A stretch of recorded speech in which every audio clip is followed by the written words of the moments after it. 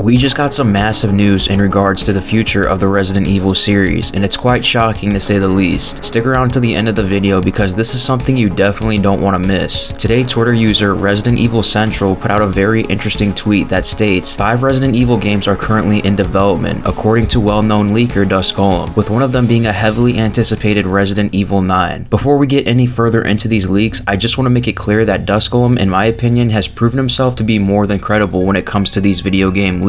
Just recently, he has shown to be right about the Silent Hill 2 remake, he was pretty accurate about the RE4 remake and its DLC, and the leaks he revealed about the new Silent Hill short message game was 100% accurate even a year later. Obviously, things change over the course of the game's development, but in my opinion, Dusk Golem has proven himself to be a very reliable gaming leaker. Now, the prospect of 4 additional Resident Evil titles alongside the anticipated 9th installment opens up Pandora's box of possibilities. Among these, speculation is everywhere about the potential for remakes of beloved classics, specifically Resident Evil 5 and Code Veronica. The Resident Evil series has been resounding success with its modern reimaginings, bringing classic horror to new generations with updated graphics, refined gameplay, and deeper narrative exploration. With that said, it's only a matter of time before we see more of these classics remade. Starting with one of the more anticipated games, a remake of Resident Evil 5 presents an opportunity to refine and expand upon the original's action-oriented gameplay, while deepening the narrative context.